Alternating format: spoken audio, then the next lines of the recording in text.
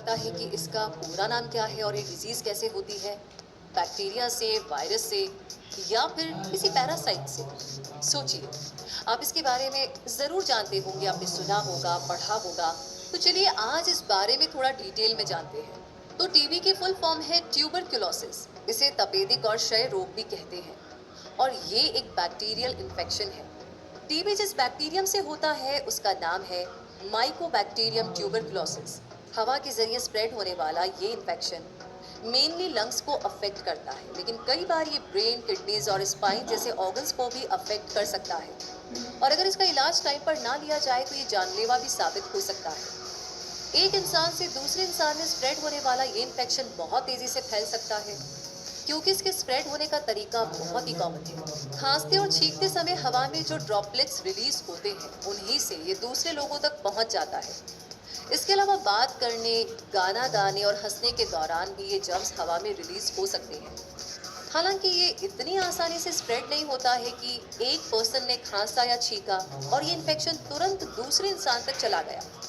असल में TB patient के कांटेक्ट में लंबे समय तक रहने से ये स्प्रेड हो सकता है और ऐसे लोगों में ये इन्फेक्शन ट्रांसफर होने के चांसेस ज़्यादा होते हैं जिनकी इम्यूनिटी कमज़ोर होती है। टीबी इन्फेक्शन के केसेस साल 1985 यानी कि 1985 से बढ़ने शुरू हुए, जिसका एक रीज़न एचआईवी वायरस रहा। एचआईवी जो एड्स का कारण बनता है, एक पर्सन की इम्यूनिटी को कमज़ोर बना देता है और ऐसे में टीबी जर्म्स से बॉडी फाइट नहीं कर पाती। इसलिए जब एड्स का वायरस सामने आया तो उसके साथ टीबी इन्फेक्शन का ग्राफ भी बढ़ता हुआ नजर आया। वैसे टीबी के कई सारे फॉर्म्स होते हैं जैसे लेटेंट टीबी और एक्टिव टीबी। आइए इनके बारे में जानते हैं। अगर एक पर्सन को टीबी बैक्टीरियम इन्फेक्शन हो गया है लेकिन उसमें कोई सिम्टम्स आपको नजर नहीं आ रहे हैं, जैसे कई हफ्तों तक कफ बना रहा, तो उस पर्सन को इनएक्टिव ट्यूबरक्लोसिस है, जिसे लेटेंट ट्यूबरक्लोसिस इन्फेक्शन यानी लेटेंट टीबी भी कहते हैं। ऐसे लोग जिनकी इम्यूनिटी स्ट्रांग होती है, जब उनकी सांस के साथ ये बैक्टीरिया बॉडी में जाता है तो उनका इम्यून सिस्टम इस बैक्टीरिया से फाइट करके उसकी ग्रोथ को रोक देता है। तो ऐसे में ये बैक्टीरिया बॉडी में इनएक्टिव फॉर्म में यानी लेटेंट टीबी की फॉर्म में बना रहता है। ये इनएक्टिव बैक्टीरिया बॉडी में जिंदा रहते हैं और बाद में एक्टिव हो सकते हैं। कुछ लोगों को पूरी जिंदगी लेटेंट टीबी इन्फेक्शन रह सकता है जो कभी एक्टिव भी ना हो और टीबी में डेवलप भी ना हो। ये बहुत हद तक लोगों की इम्यूनिटी पर डिपेंड करता है, क्योंकि अगर इम्यून सिस्टम वीक हुआ और बैक्टीरिया ग्रोथ को रोक नहीं पाया तो लेटेंट टीबी एक्टिव टीबी में बदल सकता है। ऐसे लोग जिन्हें लेटेंट टीबी होता है वो दूसरों में टीबी के जर्म्स स्प्रेड नहीं कर सकते। आपने ज़्यादा टाइम बिताया है तो भी आपको टेस्ट करवाने की ज़रूरत नहीं होगी, क्योंकि ये टीबी इन्फेक्शन एक से दूसरे में स्प्रेड नहीं होता है। दूसरी तरफ जब किसी पर्सन को टीबी इन्फेक्शन होता है और उसके सिम्टम्स भी नजर आने लगते हैं तो उसे एक्टिव ट्यूबरक्लोसिस यानी एक्टिव टीबी हुआ होता है, जिसे ट्यूबरक्लोसिस डिजीज कहा जाता है। ये टीबी डिजीज एक पर्सन से दूसरे में स्प्रेड हो सकती है।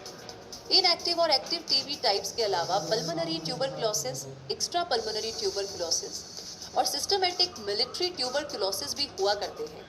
पल्मोनरी ट्यूबरक्लोसिस लंग का टीबी होता है, जबकि extra pulmonary tuberculosis other body parts को अफेक्ट करने वाला टीबी है। वहीं सिस्टमेटिक मिलिट्री ट्यूबरक्लोसिस पूरी बॉडी में स्प्रेड हो सकता है और लीवर इन्फेक्शन, ब्रेन इन्फ्लेमेशन जैसी कंडीशंस को पैदा कर सकता है। अब टीबी की डिफरेंट फॉर्म्स जान लेने के बाद इसके सिम्टम्स को भी जानना ज़रूरी है और एक्टिव टीबी होने पर ये सिम्टम्स नज़र आते हैं। 3 वीक से ज़्यादा टाइम तक कफ रहना, चेस्ट में पेन रहना, कफ के साथ ब्लड आना, थकान रहना, भूख नहीं लगना, वजन कम होना, ठंड लगना, फीवर होना, रात में पसीना आना, ऐसे सारे सिम्टम्स नज़र आए तो डॉक्टर से कंसल्ट किया जाना चाहिए।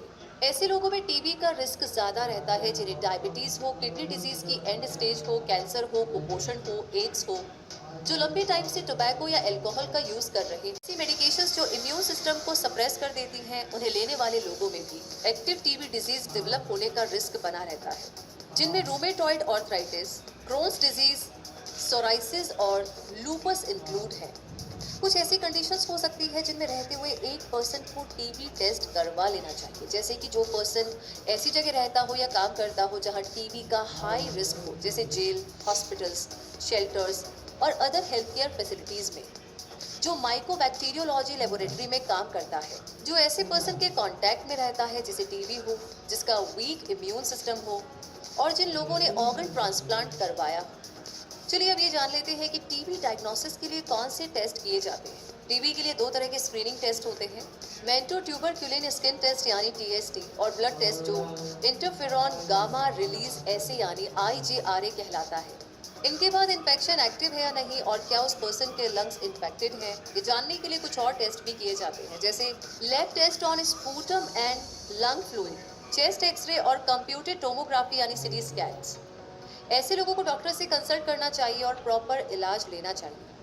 इलाज ना होने की कंडीशन में spinal pain, joint damage, liver और किडनी प्रॉब्लम्स, हार्ट डिसऑर्डर्स जैसे कॉम्प्लिकेशंस भी हो सकते हैं।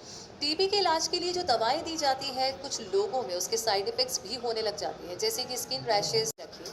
और अगर latent TB infection test positive आए तो प्रॉपर इलाज लेकर टीबी के रिस्क को कम करना चाहिए ताकि वो एक्टिव टीबी ना बन सके। और फिर एक्टिव टीबी ही कंटेजियस होता है यानी कि संक्रामक होता है, जो कि एक से दूसरे पर्सन में स्प्रेड होता है। और अगर एक्टिव टीबी डायग्नोस हो तो घबराइए मत, इलाज लीजिए ताकि कुछ ही हफ्तों में आप बेहतर हो जाएं।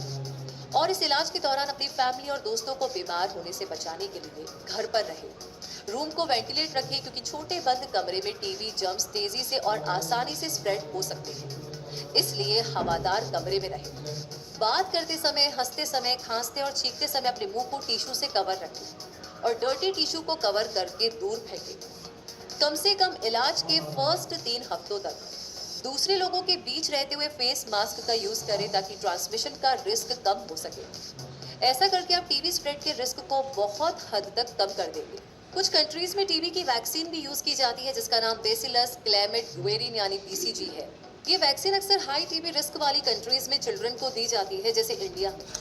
इसके अलावा अदर वैक्सीन पर रिसर्च एंड ट्रायल जारी है। पास्ट में टीबी से मरने वालों की संख्या पूरी दुनिया में बहुत ज्यादा हुआ करती थी, लेकिन जैसे जैसे लिविंग कंडीशंस में सुधार हुए और एंटीबायोटिक्स डेवलप हुए, टीबी के केसेस में कमी आने लगी। लेकिन आज भी सिचुएशन ऐसी है कि टीबी दुनिया में हर कहीं है, जिनमें से टीबी के टोटल यानी Bangladesh, China, India, Indonesia, Nigeria, Pakistan, Philippines और साउथ अफ्रीका में। वर्ल्ड पॉपुलेशन के पॉइंट ऑफ व्यू से अगर देखा जाए तो लगभग 1/4 आबादी टीबी बैक्टीरिया से इन्फेक्टेड है, जिनमें से केवल 5 से 15% लोगों को एक्टिव टीबी डिजीज है, जबकि बाकी लोगों में लेटेंट टीबी इन्फेक्शन है।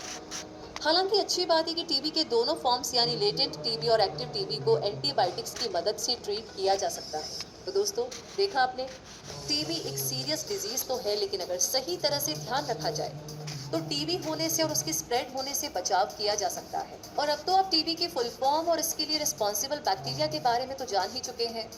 साथ ही इसके डिफरेंट फॉर्म्स, इसके सिम्टम्स, बचाव के तरीके जैसा सब कुछ भी आपने जान लिया है। इसलिए इस कॉमन लगने वाली सीरियस डिजीज के प्रति अवेयर बनिए, अपनी हेल्थ का अच्छे से ध्यान रखिए और ऐसी इन्फॉर्मेशन को दूर दूर तक शेयर भी कीजिए, ज़्यादा से ज़्यादा लोगों के साथ, क्योंकि ये एक चेन है।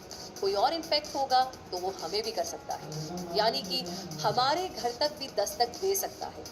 तो इसी के साथ कमेंट सेक्शन में ज़रूर बताइएगा ये जानकारी आपको कैसी लगी। अगला कौन सा सवाल है जिस पर वीडियो देखना चाहते हैं। आप नए नए पधारे हैं हमारे चैनल पर तो आपका स्वागत है। सब्सक्राइब कर के बेल आइकन को प्रेस कर लीजिएगा ताकि कोई भी ऐसी जानकारी आप कभी भी मिस ना करें। रूबी आपसे कहेगी अभी के लिए रखिए अपना ध्यान।